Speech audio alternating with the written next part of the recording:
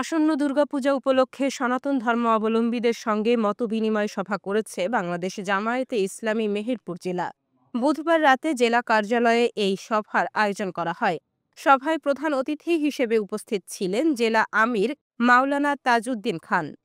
সভায় বক্তব্য দেন নায়েবে আমির মাওলানা মাহবুবুল আলম, সাধারণ সম্পাদক ইকবাল হোসাইন, পৌর আমির সোহেল রানা ডলার এবং হিন্দু বৌদ্ধ খ্রিস্টান ঐক্য পরিষদের আহ্বায়ক মাধবচন্দ্র ভাস্কর। সভায় বক্তারা মেহেরপুরের সাম্প্রদায়িক সম্প্রীতির ঐতিহ্য তুলে ধরেন এবং পূজার সময় নিরাপত্তা ও শান্তিপূর্ণ পরিবেশ নিশ্চিত করার প্রত্যয় ব্যক্ত করেন। বাংলাদেশ মেহেরপুর সম্প্রীতির জায়গা। আমরা এখানে খুব সুন্দরভাবে বসবাস করছি।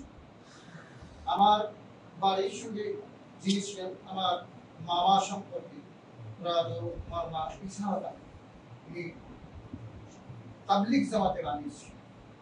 আমাদের হাতে করে মানুষ করতেছেন মা। আল কোরআনে এমন কোনো কথা নেই যে বিধর্মী ধ্বংস করে। সকলকে ভালোবাসো, ভালোবাসো, সকল ধরনের সম্মান দাও। এটা আছে আমাদের ভাগবতে আছে, রামায়ণ মহাভারতে আছে সম্প্রীতির কথা। আমরা সেই সম্প্রীতি নিয়ে এই দেশে আছি। মেহেরপুরে খুব ভালো আছে, অন্যান্য জায়গার কথা বলতে পারি না। মেহেরপুর সুন্দর জায়গা, সাম্প্রদায়িক সম্প্রীতির জায়গা। যে আমাদের নিরাপত্তা দেওয়ার জন্য ভাইয়েরা সার্বক্ষণিক প্রস্তুত থাকবে, কিন্তু আপনারা ডাকেন প্রত্যেক জায়গাতে আমাদের বলা আছে যে আমাদের ভাইয়েরা যদি থাকে কোনো সমস্যায় পড়ে সাথে সাথে সাড়া দিতে হবে। কিন্তু গতবারের মতো যেন সামনে দাঁড়াবার কারণে কোনো চলাচলের বিঘ্ন না হয়। ওনারা প্রয়োজন মনে করলে প্রত্যেকটা জায়গাতে যেখানে আপনাদের আছে, আমাদের পাশের যে সমস্ত দায়িত্বশীল আছে ওনাদেরকে আমরা বলে দিয়েছি যে আপনাদের সাথে কমিউনিকেশন রাখতে, কোনো সমস্যা ফিল করলে সাথে সাথে যাতে আপনাদের পাশে দাঁড়াতে পারে। মেহেরপুরে আমরা সনাতন ধর্মাবলম্বী নাম্বার 3 সংখ্যা, মানে এই সংখ্যাতে প্রথম মুসলমান, তারপরে খ্রিস্টান, তারপরে হিন্দু। আমরা খুবই কম, কিন্তু আমরা কিন্তু এটা কোনোদিন কেউ মনে হয় বলতে পারবেন না যে আমরা এটা কোনোদিন কেউ মনে করেছি যে আমরা সংখ্যায় কম। মাওলানা তাজউদ্দিন বলেন, মন্দির ও পূজা মণ্ডপের নিরাপত্তায় জামায়াতের নেতাকর্মীরা প্রস্তুত রয়েছেন।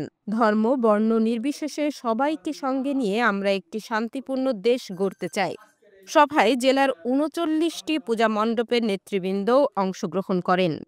আমরা দল মত নির্বিশেষে, জাতি ধর্ম বর্ণ নির্বিশেষে 18 কোটি মানুষের 36 কোটি হাত নিয়ে আমরা এই দেশটাকে গড়তে চাই। আপনাকে যদি বাদ দিই তাহলে আপনার 2 হাত থেমে গেল। একটা জাতিকে যদি বাদ দিই, একটা জাতির অতগুলা হাত থেমে গেল। একটা দলকে যদি বাদ দিই, একটা দলের অতগুলা হাত থেমে গেল। তাহলে দেশ গড়ার ক্ষেত্রে ওই হাতগুলো আমাদের থাকছে না। সকলকে নিয়ে আমরা প্রিয় বাংলাদেশটাকে আমরা